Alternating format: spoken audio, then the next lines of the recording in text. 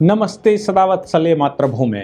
आज हम लोग सीधी बात कर रहे हैं कॉकरोच जनता पार्टी की। और मैं दिल्ली में ही था, मेरे बच्चे का उस तरफ कुछ काम था, किसी स्कूल विद्यालय में जाना था।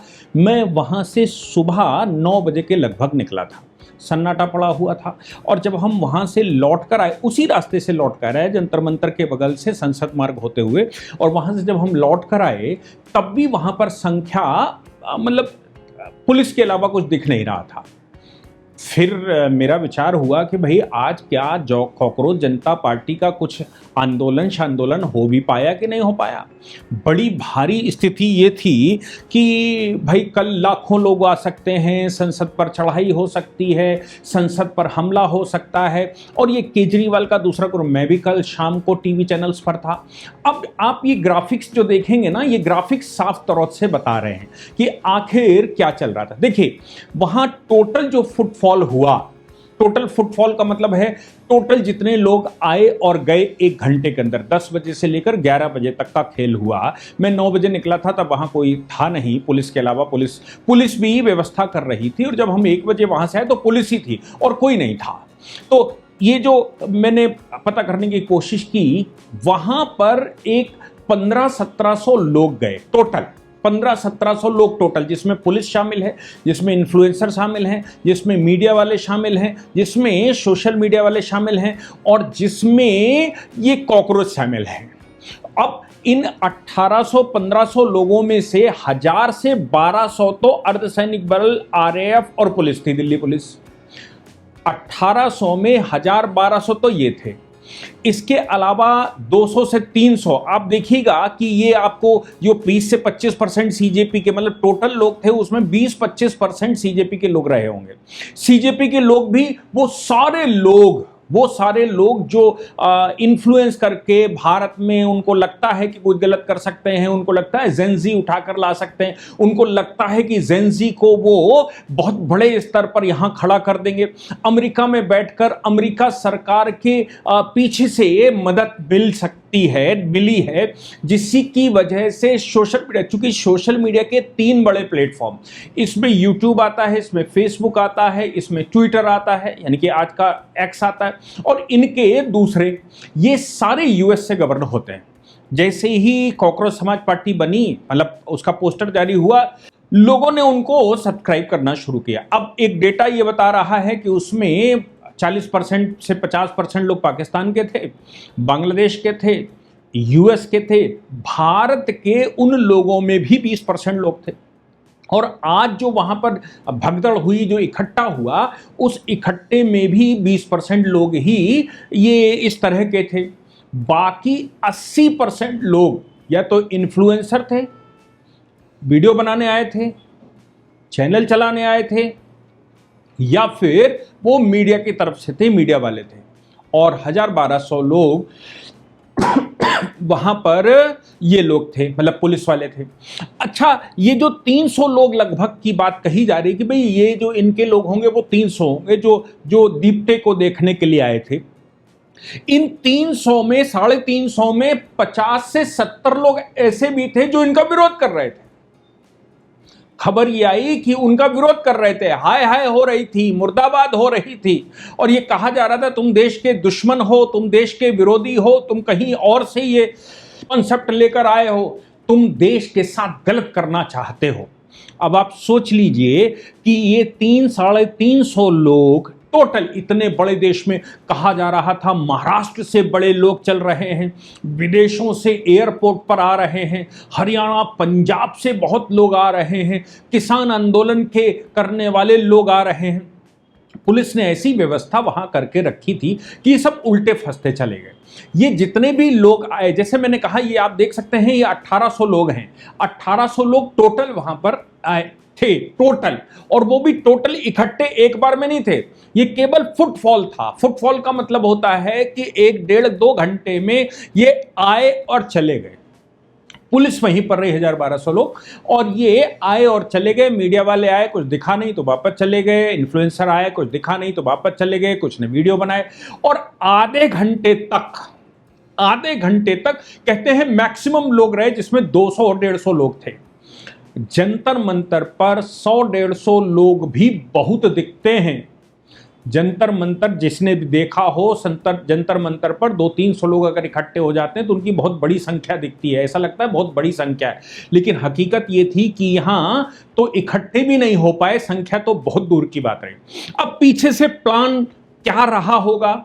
या तो ये संभव है कि आज ये कोशिश करी जा रही हो कि एक बार देखते हैं दिल्ली का क्या हाल है, तब संख्या लेकर चलेंगे, और या फिर भारत का जेनजी कितना भी बड़ा मूवमेंट करने वाले लोग हों, किसी भी प्रकार का सोचने वाले हों, भारत का जेनजी बहकावे में आने वाला नहीं है। भारत का जेनजी भारत के विकास में लगा है, भारत का जेनजी अपने डेवलपमेंट में लगा है, भारत का जेनजी देश को बढ़ाने में लगा है, भारत का जेनजी भारत में हो रही अपॉर्चुनिटीज में लगा है। भारत में जो अपॉर्चुनिटी इस समय दिख रही है और भारत ग्लोबल पॉइंट बनता जा रहा है। आप सोचो 7.7% की ग्रोथ, जिस समय पूरा विश्व जो है वो परेशान हो, जिस समय एनर्जी की इतनी बड़ी किल्लत भारत में हो, भारत में नहीं संसार में, जहां देशों की इकोनॉमी बस्ट हो गई हो, वहां रिसेशन के मामले में जो रिपोर्टें हैं, वर्ल्ड की कोई भी क्रेडिट रेटिंग एजेंसी है वो ये कह रही है अगर जीरो रिसेशन किसी एक देश में है तो वो भारत है, बाकी पूरे विश्व में समस्या है। अमेरिका जिसकी इकोनॉमी सबसे बड़ी मानी जाती है, उसके ऊपर $35 ट्रिलियन का कर्जा है। $35 ट्रिलियन का, वो इकोनॉमी $30 ट्रिलियन की है और उसके ऊपर कर्जा $35 ट्रिलियन का है, जिसकी वजह से ट्रंप पगलाए हैं और पूरे विश्व से कहां से पैसा आ जाए, कौन से देश का तेल ले लिया जाए, कौन से देश पर बम डाल दिया जाए, किस देश के प्रधानमंत्री राष्ट्रपति को गिरफ्तार कर लिया जाए, कौन से देश के ऊपर प्रेशर बना लिया जाए और कौन से देश को अपने फेवर में कर लिया जाए, वहां से कैसे धन आए, ये सब ट्रंप की पॉलिसी इस समय चल रही है। वो ईरान पर, इन पर, उन पर, सब पर वो क्या कर सकते, वो सब कुछ कर रहे हैं। अब सोचो कि जहां विश्व इतनी बड़ी अस्थिरता से गुजर रहा हो, उस देश में, जिस देश में ऐसी व्यवस्था के बावजूद इतना प्रोग्रेस, वहां जेनजी कैसे जा सकता है, वहां जेनजी आंदोलन कैसे कर सकता है? वहां वो देश को छोड़कर दूसरे देशों की शक्तियों में, अमेरिका में पढ़ रहे, कहने के लिए तो दलित है लेकिन अमेरिका में पढ़ रहे। क्या अमेरिका में पढ़ने वाला दलित हो सकता है? क्या अमेरिका में पढ़ने वाला कोई पिछड़ा हो सकता है? क्या अमेरिका में पढ़ने वाला कोई पतित हो सकता है? मैं तो नहीं समझता हूं कि इतने बड़े खर्चा करके वहां जाने वाला कोई ऐसा भी हो सकता है। लेकिन ये ध्यान रखिएगा, इस तरफ आप देखेंगे, ये देखिए, ये कह रहा है कि 65% लोग पुलिस के थे वहां पर, और बाकी के जो 35% बचते हैं, उन 35% में मीडिया वाले भी हैं और सब कोई है, और ये 20% लोग, 300 लोग, और उसमें भी विरोध करने वाले, इनका विरोध करने वाले लोग भी वहां शामिल थे। यानी कि अगर ये 250 लोग हैं तो वो 100 लोग हैं, दोनों आपस में आमने सामने थे। पुलिस ने दोनों को गिरफ्तार किया, दोनों को भर भर कर संसद मार्ग थाने ले गए या फिर कहीं दूर छोड़ने ले गए, और वहां कोई संख्या नहीं हो पाई। टोटल फुटफॉल वहां पर, टोटल फुटफॉल 1800, उसमें से 1100-1200 पुलिस वाले और बाकी ये लोग, उसमें भी मीडिया वाले, ये वाले, वो वाले, सब मिलाकर। आप सोच सकते हैं क्या भारत का जेनजी साथ दिखता है? अब सोशल मीडिया पर ये जो 2 मिलियन सब्सक्राइबर्स आ रहे हैं, ये कहां से आए? 3 बिलियन, फलाना बिलियन, ढिमाका बिलियन, 5 बिलियन, बड़ी तेजी से ग्रो करें।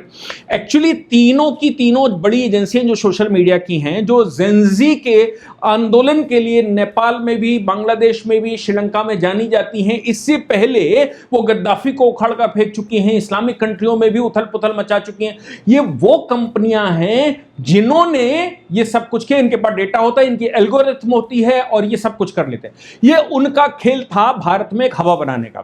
अब भारत में केजरीवाल के साथ तो जेनजी एक बार खड़ा हो गया था, केजरीवाल खेल भी गए थे, लेकिन क्या केजरीवाल के फॉर्मूले के बाद, यानी कि केजरीवाल के साथ खड़े होने के बाद, केजरीवाल के लिए काम करने के बाद और केजरीवाल की ठगी के बाद, क्या भारत का जेनजी विश्वास कर सकता है? आप सोच कर देखिए, भारत का जेनजी अब विश्वास नहीं कर सकता, क्योंकि पहले केजरीवाल खेल गए, उससे पहले राहुल गांधी खेल गए, और अब तमाम योगेंद्र यादव और पता नहीं कौन कौन खिलाड़ी यहां पर पड़े हुए हैं। इन खिलाड़ियों के होते हुए भारत में तो एटलीस्ट ऐसा नहीं हो सकता। अब आप सोचकर मुझे बताइए कि क्या ऐसा संभव है कि जेनजी भारत का इनके साथ खड़ा हो जाए? मैं नहीं समझता कि भारत का जेनजी इनके साथ खड़ा हो सकता है। मैं नहीं समझता कि भारत का जेनजी इतना मूर्ख है कि एक अमेरिका से आए व्यक्ति के पीछे खड़ा हो जाएगा। वो सोशल मीडिया की हवा थी, इनकी हवा निकल गई। अब इन्होंने और दिल्ली पुलिस ने फाइनली परमिशन भी दे दी थी, क्योंकि ये मान रहे थे कि हमको परमिशन नहीं देंगे, एयरपोर्ट से गिरफ्तार कर लेंगे या बॉर्डर से गिरफ्तार कर लेंगे तो हम तो हीरो हो जाएंगे। ये भी एक टैक्टिक है। लेकिन इनको आने भी दिया, इनको पहुंचने भी दिया और दिल्ली पुलिस ने अनुमति भी दे दी कि भाई जाओ, अगर तुम्हें करना है तो आओ, करो आके। लेकिन फाइनली जो सामने आया वो 300 लोग आए और 300 लोगों से भारत के जेनजी चलाने जा रहे थे, भारत में बड़ा आंदोलन करने जा रहे थे, भारत में परिवर्तन करने जा रहे थे, भारत में एजुकेशन सिस्टम बदलने जा रहे थे, भारत में मांग कर रहे हैं कि शिक्षा मंत्री का इस्तीफा होना चाहिए, भारत में मांग कर रहे हैं कि प्रधानमंत्री को अप्लाइज करना चाहिए, भारत में मांग कर रहे हैं कि सिस्टम को बदल देना चाहिए। ये केजरीवाल ने शुरू किया था कि वो बदल देंगे, लेकिन आज पूरा का पूरा अपनी बेइज्जती जेनजी की भी करवा दी। अगर कोई वाकई में जेनजी भारत में मूवमेंट करना चाहे या करने का सोच भी रहा हो तो वो भी नहीं कर सकता, वो विचार भी नहीं कर सकता। और इधर खुद आए और 20 लोग आए, कभी 30 लोग आए, कभी 40 लोग आए, कभी 50 लोग आए, 50 आए, इधर से उधर चल के चले गए, देखा वहां कोई है ही नहीं। क्या ऐसे आंदोलन होते हैं? सारे कॉकरोच धराशायी हो गए। क्या वहां हिट लगा कर रखा था? क्या वहां कोई फुसफुस लगा कर रखा था? क्या वहां कोई व्यवस्था करके रखी थी? अगर रखी होगी तो मैं मानता हूं कि भाई ये सब कुछ वहां पहुंचते ही औंधे मुंह गिरे और औंधे मुंह निकल लिए। इसलिए मैं कह रहा हूं, मैं स्वयं वहां से निकला, सुबह भी और शाम को भी, मुझे कुछ वहां नहीं दिखा। अब ये मीडियाबाजी जो ऊपर से फोटोशॉप चला रहे हों, जो लोग तमाम तरह की एआई वीडियो चला रहे हों, उनकी बात छोड़ दीजिए कि वो क्या। हालांकि बड़े बड़े आर्टिकल ऐसा लग रहा है पहले से लिखे रखे थे और कहा ये मांग लिया, वो मांग लिया, ऐसा कह दिया, वैसा कह दिया, और उनकी डिमांड ये थी और पुलिस, ये सब कहानी है। मैं प्रत्यक्षदर्शी हूं। मैं वहां से निकला, पहले इस वाली रोड से निकला, जनपद वाली रोड से, फिर दोबारा जो अंदर से रोड आती वहां से मैं वापस आया। कहीं कुछ नहीं था, कुछ भी नहीं था। भारत का जेनजी तरक्की में लगा है, देश के विकास में लगा है, और ये बता रहा है कि भारत का जेनजी मोदी जी के साथ खड़ा हुआ है।